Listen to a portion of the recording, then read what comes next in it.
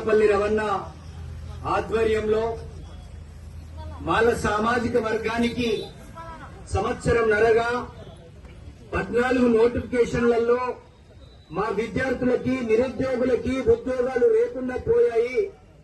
4వ తరగతి social welfare hostel నుంచి మొదలు పెడితే ఉస్మానియా యూనివర్సిటీ పిహెచ్డి వరకు కూడా మా పిల్లలకు ఒక జీవితాలతో చెలగాట మాడుతా ఉన్నారు. దీన్ని నిరసిస్తూ ఈ రోజు నల్గొండ జిల్లాలో మాల మహానాడు ఆధ్వర్యంలో ఈ రిలే నిరాహార దీక్ష చేస్తున్నటువంటి ఈ జిల్లాలో ఉన్న అన్ని సంఘాలకి, అక్కలకు, అన్నలకి, తమ్ముళ్లకి, అదేవిధంగా మన విద్యార్థి నిరుద్యోగులకు, ఉద్యోగస్తులకు జరుగుతున్న అన్యాయాన్ని కనువిప్పు కలగాలని చేస్తున్నటువంటి ఈ ఉద్యమానికి మద్దతు ఇవ్వడానికి హైదరాబాద్ నుంచి గ్రేటర్ హైదరాబాద్ చైర్మన్ బేర బాలకిషన్ గారు, వైస్ చైర్మన్ గారు సేపూరి ప్రణయ్ గారు, మాల స్టూడెంట్ జాతి చైర్మన్ మాదాసి రాహుల్, అదేవిధంగా అంశా ఓయూ ప్రెసిడెంట్ నామ సైదుల్ గారు, అదేవిధంగా సెంట్రల్ యూనివర్సిటీ ఇఫ్లూకు సంబంధించి మాల స్టూడెంట్ జేఏసీ వర్కింగ్ చైర్మన్ అయినటువంటి పండుగ భానుతేజ మా తాళ్లపల్లి రవణకు మద్దతు తెలియడానికి వచ్చామనే విషయాన్ని మీకు అందరూ గుర్తు చేస్తా ఉన్నా. ఈరోజు మాల సంఘాలుగా మాల విద్యార్థులకి, నిరుద్యోగులకి తెలంగాణ రాష్ట్ర ఉద్యమమైనా, ఎస్సీల యొక్క రిజర్వేషన్లైనా, ప్రమోషన్లనైనా, ఏ అంశంలోనైనా ముందుండి పోరాటం చేస్తున్న సంఘాలు ఏవైనా ఉన్నాయంటే అది మాల సంఘాలు, మాల మహానాడులు అనే విషయాన్ని మీ దృష్టికి తీసుకొస్తా ఉన్నా. బీసీలకు అన్యాయం జరిగినా ముందు వరుసలో ఉండి కొట్లాడినటువంటి వాళ్ళం, ఎస్టీలకు అన్యాయం జరిగినా కొట్లాడినటువంటి వాళ్ళం. ఒక ప్రాంతీయ ఉద్యమం వస్తే ఆ ఉద్యమానికి మనకు తెలంగాణ రావాలని కొట్లాడినటువంటి వాళ్ళం. ఈ రోజు కాంగ్రెస్ పార్టీకి 78 సంవత్సరాలుగా ఓటు వేస్తూ ఆ యొక్క ప్రభుత్వ అధికారంలోకి వచ్చే విధంగా పనిచేసినటువంటి నాయకత్వం కాంగ్రెస్ పార్టీలో మాలలు ఉన్నారు. తెలంగాణలో ఈ నల్గొండ జిల్లా నుంచి కూడా చాలా మంది మాలలు ఓట్లేస్తే ఇక్కడి నుంచి ఉత్తమ్ కుమార్ రెడ్డి గారు, అదేవిధంగా కోమటిరెడ్డి గారు ఇద్దరు కూడా మంత్రులు అయ్యారు. మరి వర్గీకరణ అనే అంశం సుప్రీంకోర్టు గైడ్ లైన్స్, అది సుప్రీంకోర్టు గైడ్ లైన్స్ ఏం చెప్పిందంటే దేశంలో ఎక్కడనన్నా ఈ రిజర్వేషన్ అంశంలో వెనుకబడి ఉంటే ఆ వెనుకబడి ఉన్న వాళ్లకు న్యాయం జరిగే విధంగా ఆ రాష్ట్రాలు వాళ్లకు న్యాయం జరిగే విధంగా మీరు ఏదన్నా ప్రపోజల్ ఉంటే చేసుకోవచ్చు. అది రాష్ట్ర ప్రభుత్వం రాష్ట్రం వచ్చిన డిమాండ్లు బట్టి అని చెప్పేసి అని సుప్రీంకోర్టు గైడ్ లైన్స్ చేస్తే ఆ గైడ్ లైన్స్ లో ఈ 78 సంవత్సరాలుగా ఎవరు అవకాశాలు పొందారు, ఎవరు ఉద్యోగ అవకాశాలు పొందారో వాళ్లకు అత్యంత వెనుకబడ్డ వాళ్లకు న్యాయం జరిగే విధంగా చేయమని చెప్తే రేవంత్ రెడ్డి గారు ఏం చేశారంటే మాల సామాజిక వర్గానికి గొంతు మోసి రిజర్వేషన్ లేకుండా చేసి మనకు 5% రిజర్వేషన్ ఇచ్చి గ్రూప్ 1 లో ఉన్న వాళ్ళకి 1%, గ్రూప్ 2 లో ఉన్న వాళ్ళకి 9%, గ్రూప్ 3 లో ఉన్న 26 కులాలకి 5% ఇస్తే ఒక రోస్టర్ విధానం అనేది ఉంటది. ఉద్యోగాలకు సంబంధించిన 100 రోస్టర్ పాయింట్లలో ఓపెన్ కేటగిరీలో 28 ఉన్నాయండి, బీసీలకు 28 ఉన్నాయి, ఎస్సీలకు 15 ఉన్నాయి, ఎస్టీలకు 10 ఉన్నాయి, ఈడబ్ల్యూఎస్ వాళ్లకు 10 ఉన్నాయి. 10 ఉన్నటువంటి వాళ్ళకి 15 ఉన్నటువంటి మాలలకు ఎస్సీలలో 15 రోస్టర్లు ఉన్న మాలలకు వచ్చినది ఎంత అంటే 2 రోస్టర్ పాయింట్లు 50 లోపు. ఆ 2 రోస్టర్ పాయింట్లలో ఒకటి ఉమెన్ వస్తే ఆ ఉమెన్ లేకపోతే మళ్ళీ ఓపెన్ కి వెళ్తుంది. 50 పోస్టులు పడితే మాలల్లోకి వచ్చే ఉద్యోగం ఒకటి. మన పిల్లలకి స్కూల్లో అడ్మిషన్ లో కూడా 50 లోపు ఒకటే వస్తుంది. పీజీకి కూడా సీట్లు 45 ఉంటాయి. ఆ 45 సీట్లలో ఎంఏ పొలిటికల్ సైన్స్ అయినా, పబ్లిక్ అడ్మినిస్ట్రేషన్ అయినా, లేకపోతే ఎకనామిక్స్ అయినా, ఇంగ్లీష్ అయినా 45 సీట్లు ఒక కాలేజీలు ఉంటే మాలలకు వచ్చే సీటు ఒకటి. ఇప్పుడు వచ్చిన 14 నోటిఫికేషన్లలో మాలలకు వచ్చిన ఉద్యోగాలు 1000 పోస్టులు ఆర్టీసీలో పడితే మాలలకు వచ్చిన ఉద్యోగాలు ఎన్ని అంటే 26. మిగతా గ్రూప్ 1 లో ఉన్న వాళ్ళకి, గ్రూప్ 2 ఉన్న వాళ్ళకి 79-80 వస్తాయి.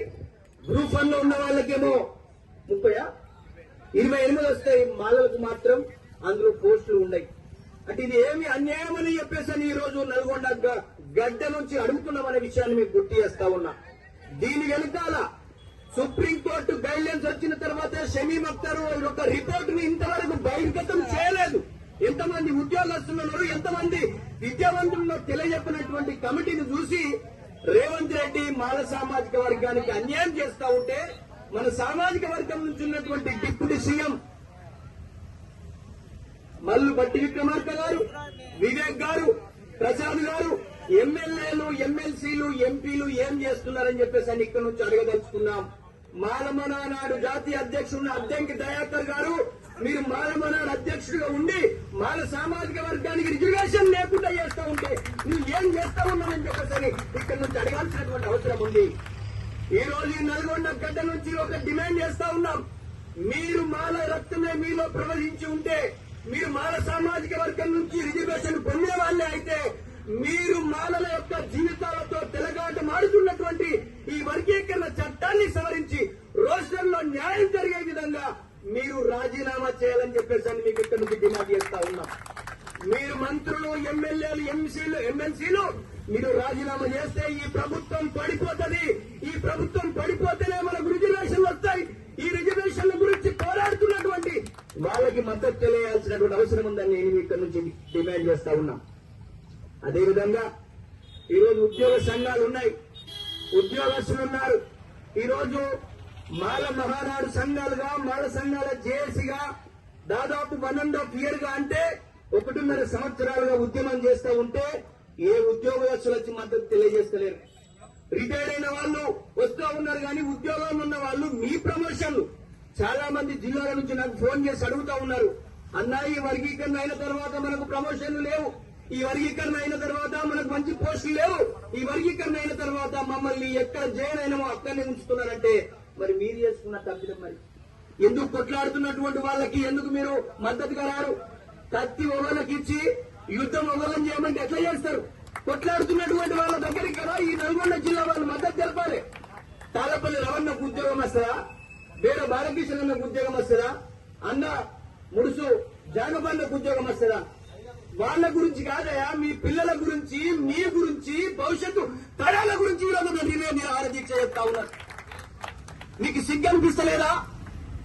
మీరు అదేవిధంగా బీఆర్ఎస్ లో ఉన్న వాళ్ళు కానీ, బీజేపీలో ఉన్న వాళ్ళు కానీ, సిపిఎం లో ఉన్న మాల సామాజిక వర్గం అంతా ఏకం కావాల్సినటువంటి అవసరం ఉంది.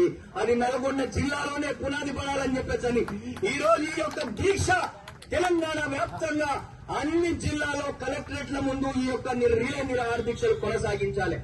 ఈరోజు చూడండి, ఢిల్లీలో నీట్ ఎగ్జామ్ లీక్ అయిందని చెప్పేసని దేశవ్యాప్తంగా ఉన్న నిరుద్యోగులు, విశ్వవిద్యాలయ పిల్లలందరూ కూడా రోడ్ల మీదకి వస్తా ఉన్నారు. నేను ఇక్కడ నుంచి మా విద్యార్థి నిరుద్యోగులు అడుగుతా ఉన్నా, ఇంతమంది ఇట్లా ఒట్లాడుతుంటే ఇక్కడ ఉన్నటువంటి నిరుద్యోగులు, విద్యార్థులు ఏం చేస్తా ఉన్నారని చెప్పేసి వాళ్ళని ఈ రోజు మనం అడగదలుచుకున్నాం. వాళ్ళని కూడా ఈ ఉద్యమంలో భాగస్వామ్యం చేయండి. డిగ్రీ కాలేజీలో ఉన్నారు, పాలిటెక్నిక్ కాలేజీలలో ఉన్నారు, బీటెక్ చదువుతా ఉన్నారు, పిహెచ్డీ చేస్తా ఉన్నారు. ఈ నల్గొండ జిల్లాలో ఉన్న విద్యావంతుల్ని, ఉద్యోగస్తులని, మాల సంఘాలని, మహిళా సంఘాలని, అన్ని రాజకీయ పార్టీలు మాలలకు జరుగుతున్న అన్యాయం మీద ఏకం కావాల్సిన సమయం ఆసన్నమని చెప్పేసి నేను ఇక్కడ నుంచి అడుగుతా ఉన్నాం.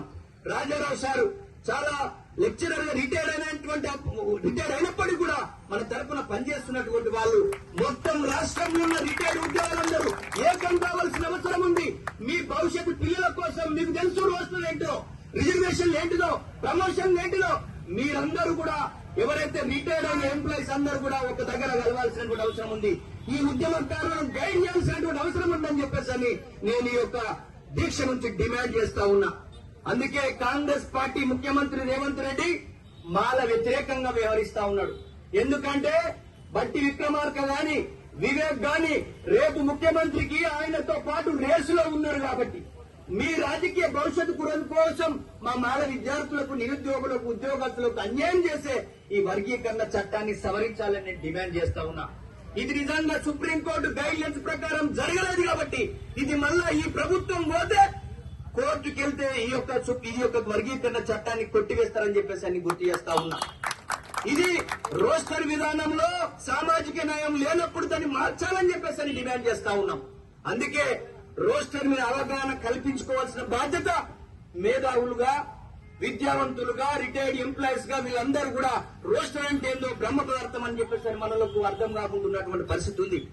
రోస్టర్ అంటే సీట్లు, ఆ సీట్ల కేటాయింపులో మాల సామాజిక వర్గానికి తెలంగాణలో 25 నుంచి 30 లక్షలున్న ఈ సామాజిక వర్గానికి రిజర్వేషన్ లేకుండా చేశారు. జనాభా ప్రకారం చేశావను. మరి ఈ రోజు ఈడబ్ల్యూఎస్ రిజర్వేషన్ 10% ఇంప్లిమెంట్ అవుతుంది కదా, వాళ్ళ జనాభా ఎంత? అత్యంత వెనుకబడిన వాళ్ళు 2% మందే. 2% మందికి 10% రిజర్వేషన్ ఎట్లా అమలు పరుస్తుంది ఈ రాష్ట్ర ప్రభుత్వం అని చెప్పేసి ఇక్కడ నుంచి మనం డిమాండ్ చేయాల్సినటువంటి అవసరం ఉంది. మరి ఈ రోజు తెలంగాణలో 3వ అత్యంత జనాభాలు కలిగిన మాల సామాజిక వర్గానికి ఎంతనే 5% కదా. ఈడబ్ల్యూఎస్ ఉన్న వాళ్ళు మన జనాభా కన్నా తక్కువ 10 లక్షలు లేనటువంటి వారికేమో 10% రిజర్వేషన్. ఈ రోజు 25 లక్షల మంది ఉన్న వాళ్ళకేమో 5% రిజర్వేషన్. 50-100 లోపు 5 ఉద్యోగాలంటే 95లో 5 ఉద్యోగాలు ఇస్తున్నారంటే ఇది మాకు భిక్షేస్తున్నారా? వీళ్ళందరూ కులాల కన్నా అభివృద్ధి చెందిన వాళ్ళ? వీళ్ళకు 1000 ఎకరాల భూములు ఉన్నాయా, లేకపోతే పరిశ్రమలు ఉన్నాయా, లేకపోతే మొత్తం ఈ రాష్ట్రాన్ని శాసించేటువంటి పొలిటికల్ పవర్ ఉందా? దీని మీద ఆలోచించాల్సిన అవసరం ఉందని చెప్పి రాష్ట్ర ప్రభుత్వానికి డిమాండ్ చేస్తా ఉన్నాం. ఈ 59 కులాలలో కూడా ఈ మాల సామాజిక వర్గం అంటరానితనాన్ని అనుభవించింది. ఈ 59 కులాల తరఫున పోరాడింది హక్కుల గురించి, ఉద్యోగస్తుల హక్కుల గురించి పోరాడింది, అట్రాసిటీ జరిగితే పోరాడింది. ఈ సామాజిక వర్గం అన్ని కులాలను చైతన్యం చేసింది.